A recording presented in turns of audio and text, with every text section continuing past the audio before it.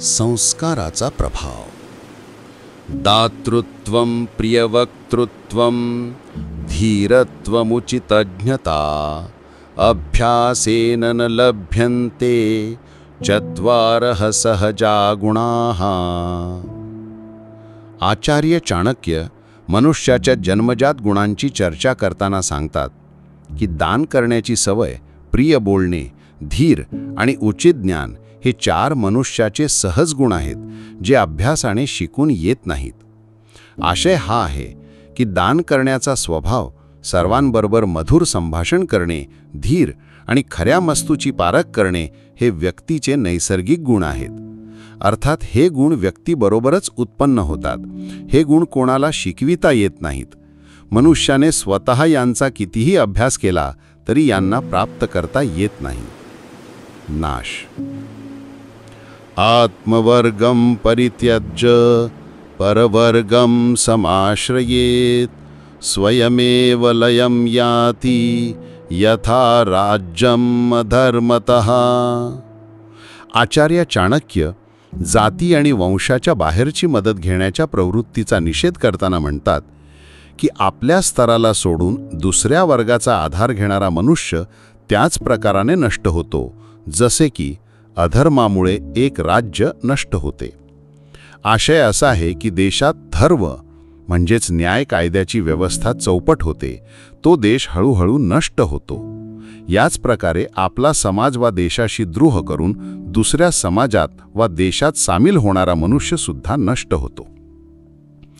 सुखापेक्षा कीर्ती मोठी. हस्ते स्थूल तनु सचा अंकुशवशः किं हसित मात्रे अंकुशः दीपो प्रज्वलिते प्रशांशति तमः किं दीपमात्रं तमः वज्रेण भिहताः पतन्ति धीरयः किं वज्रमात्रं नगाः तेजो यस्य विराजतेव बलवान स्थूलेषु कः प्रत्ययः. आचार्य चाणक्य येथे वस्तू व व्यक्तीच्या आकाराच्या तुलनेत गुणवत्तेवर भर देताना म्हणतात की स्थूल म्हणजेच महाकाय शरीराचा असून सुद्धा हत्तीला अंकुश वापरून वश करता येते. म्हणजे काय, अंकुश हत्तीच्या बरोबरीचा थोडाच असतो. दीपक लावला तर अंधाराला दूर करतो, तर काय अंधार दिव्याच्या बरोबरीचा थोडाच असतो. वज्राच्या आघाताने पहाड तोडता येतो, म्हणून काय पहाड वज्रासारखा असतो? नाही. ज्याच्यामध्ये तेज असते तोच शक्तिमान असतो. लठ्ठ मोठा असल्यामुळे काही लाभ होत नाही. अर्थ असा आहे की लहानसा अंकुश मोठ्या अजस्त्र हत्तीला वश करतो. छोटासा दिवा दाट पसरलेल्या अंधाराला दूर करतो. छोटे असले तरी वज्र मोठ्या मोठ्या पहाडांना पाडू शकतो. नुसतेच मोठे महाकाय असण्याचा काही लाभ होत नाही. ज्यांच्यामध्ये हिंमत आहे, तेज आहे, तोच शक्तिमान असतो, कारण तो मोठमोठ्या शक्तिमान असणाऱ्यांना धूळ चारतो. त्याग. कलौ दशसहस्राणि हरी त्यजति मेदिनी तदर्धे जाह्नवी तोयम तदर्धे ग्रामदेवता. आचार्य चाणक्य म्हणतात की कलियुगाची 10,000 वर्ष संपल्यावर ईश्वर पृथ्वी सोडून जातात. याच्या अर्ध्या काळात गंगा आपले पाणी सोडून देते. त्याच्याही अर्ध्या काळात ग्रामदेवत या पृथ्वीचा त्याग करतात. याचा अर्थ असा आहे की कलियुगाची 10,000 वर्ष पूर्ण झाल्यावर भगवान विष्णू पृथ्वीचा त्याग करून स्वर्गलोकात निघून जातात. 5,000 वर्षाचा काळ पूर्ण झाल्यावर गंगा नदीचे पाणी आटून जाते. 2,500 वर्ष पूर्ण होताच ग्रामदेवत या पृथ्वीचा त्याग करतात. जसे गुण तशी प्रवृत्ती. गृहासक्तस्य नो वेद्या न दया मांस भोजिनः द्रव्यलुब्धस्य नो सत्या न स्त्रैणस्य पवित्रता. आचार्य चाणक्य येथे असंभवावर चर्चा करताना सांगतात की घर आकर्षण असणाऱ्या व्यक्तीला विद्या प्राप्त होत नाही. मांसाहारी व्यक्तीमध्ये दया नसते. धनलोभी व्यक्तीमध्ये सरेपणा नसतो व स्वैर व्यक्तीत पवित्रता असंभव असते. याचा अर्थ हा आहे की ज्याला घराविषयी अत्यंत प्रेम आहे तो विद्या प्राप्त करू शकत नाही. मांसाहारी व्यक्तीकडून दयेची अपेक्षा करणे व्यर्थ आहे. अर्थलोभापासून सत्य दूर असते व मनुष्य स्त्रियांच्या मागे मागे करणाऱ्या कामुक व्यक्तीमध्ये पावित्र्य नसते. सवय बदलत नाही. न दुर्जन साधु दशामुपैति बहुप्रकारैरपि शिक्ष्यमाणः आमलसिक्तं पयसा घृतेन निंबवृक्षोः मधुरत्वं न एति. आचार्य चाणक्य येथे दुष्ट स्वभावाची चर्चा करीत सांगतात की दुष्टाला सज्जन करता येत नाही. दूध आणि तुपाने शिंपले तरी लिंबाचा वृक्ष गोड होत नाही. आशय असा आहे की दुष्टाला कितीही शिकविले समजावले तरी त्याला सज्जन बनविता येत नाही. लिंबाच्या वृक्षाला हवे तर मुळापासून ते शेंड्यापर्यंत दूध आणि तुपाने न्हाऊ जरी घातले तरी त्यामध्ये गोडवा येत नाही. म्हणजेच नीम न होय मीठो चाहे कितना सिंचो गुड धी से. अंतर्गतमलो दुष्टस्ति तीर्थस्नानशतैरपि न शुध्यति यथा भांडम सुरया दाहितम च तत्. आचार्य चाणक्य येथे पापी माणसाला दारूच्या भांड्याची व्याख्या देऊन सांगतात की जसे ते भांडे अग्नीमध्ये जाळून घेतल्यानंतर सुद्धा शुद्ध होत नाही, तसेच ज्याच्या मनात पाप आहे तो दुष्ट शेकडो तीर्थस्नान केले तरी तो पवित्र होत नाही. आशय असा आहे की दारूचे भांडे अग्नीत जाळून घेतले तरी त्याला शुद्ध समजता येत नाही. त्याच अर्थाने ज्या व्यक्तीच्या मनात पाप आहे त्याला तीर्थस्नानाचे फळ मिळत नाही. तीर्थस्नानाने फार तर शरीर स्वच्छ करता येईल, मन नाही. पापी व्यक्तीने शेकडो तीर्थस्नान केले तरी तो पापीच राहतो. नवेत्ती यो यस्य गुणप्रकर्षम सतु सदा निंदती नात्र चित्रम यथा किराती करी कुंभलब्धाम मुक्ताम परित्यज्य विभरती गुंजाम. आचार्य चाणक्य वस्तूच्या गुणग्राहकतेविषयी सांगतात की जो त्याच्या गुणांना ओळखत नाही त्याची जरी निंदा केली तर त्यात आश्चर्य कशाचे. जसे की भिल्ल स्त्री हत्तीच्या मस्तकातील मोती टाकून गुंजाचा हार घालते. आशय असा आहे की भिल्ल स्त्री हत्तीच्या मस्तकापासून मिळणाऱ्या मोत्यांची किंमत समजू शकत नाही. हा मोती मिळाला तरी ती गुंजाचाच हार घालते. याच प्रकारे एक मूर्ख मनुष्य जर एखाद्या विद्वानाचे गुण समजून घेत नाही आणि त्याची निंदा करतो तर त्यात आश्चर्य वाटण्याचे काही कारण नाही.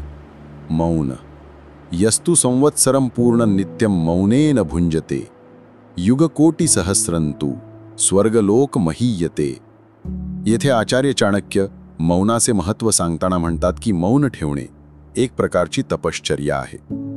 जो मनुष्य फक्त एका वर्षाचं मौन ठेवतो आणि भोजन करतो त्याला कोटी कोटी युगापर्यंत स्वर्गलोकांचे सुख प्राप्त होतात. विद्यार्थ्यांनी करू नयेत अशा गोष्टी.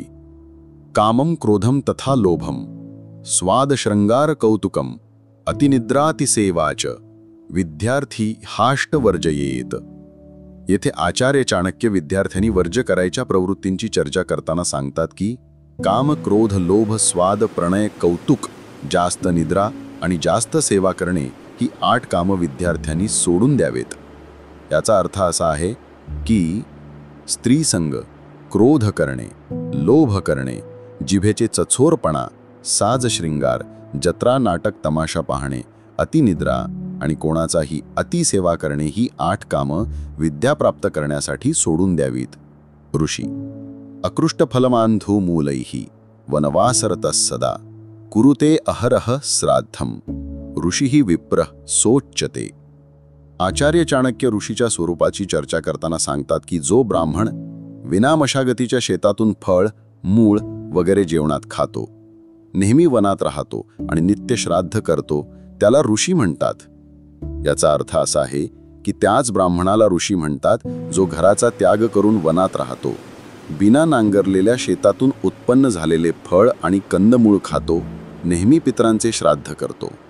एकाहारेण संतुष्टा षट्कर्म निरतः सदा ऋतुकाले अभिगामीव स विप्रद्विजोच्यते. येथे आचार्य ब्राह्मणांच्या गुणांची चर्चा करताना सांगतात की दिवसातून फक्त एकदाच भोजन करणारा, अध्ययन तप इत्यादी 6 कार्य करणारा आणि फक्त ऋतुकालातच आपल्या पत्नीशी संभोग करणारा ब्राह्मणच विद्वान समजला जातो.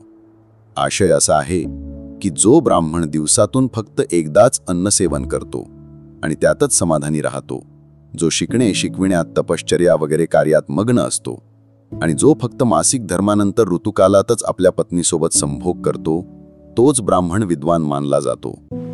वैश्य लौकिके कर्माणि रतः पशूनां परिपालकः वाणिज्य कृषी कर्म यः स विप्रो वैश्योच्यते.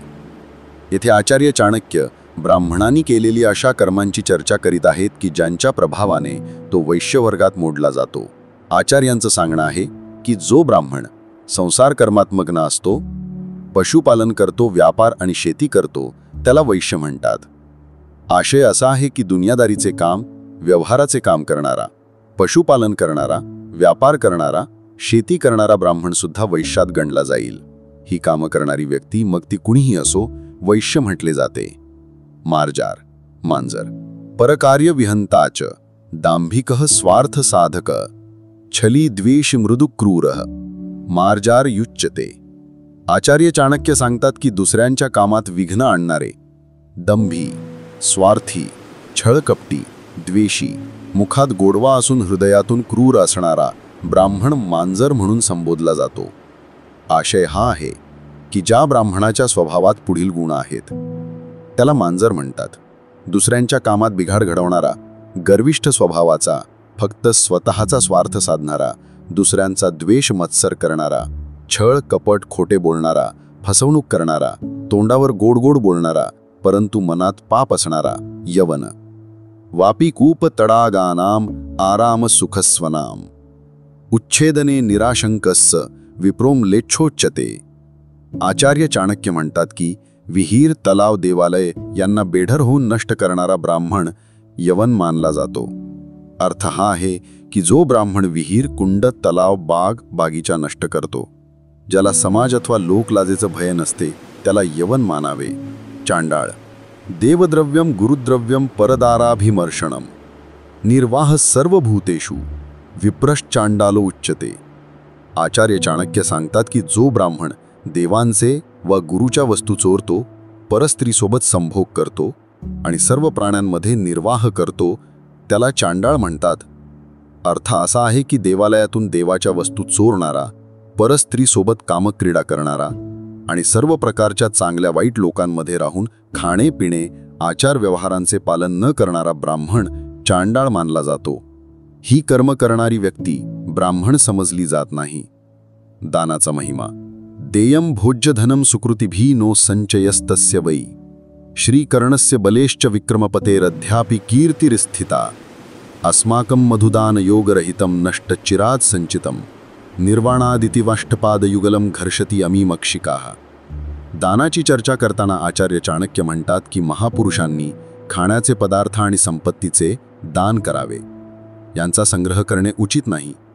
कर्ण बळीराजा यांची कीर्ती अजूनही कायम आहे. आपले दीर्घकाळ साठवलेले धन, मध ज्याचे आपण दान नाही केले वा त्याचा उपभोग घेतला नाही, नष्ट होते. हाच विचार करून दुःखाने या मधमाशा आपले दोन्ही पाय घासून जमिनीवर आपटून घेतात. हा व्हिडिओ आवडल्यास कृपया लाईक करा, शेअर करा. अशाच माहितीपूर्ण आणि प्रेरणादायी व्हिडिओसाठी आमच्या YouTube चॅनलला सबस्क्राईब करायला विसरू नका.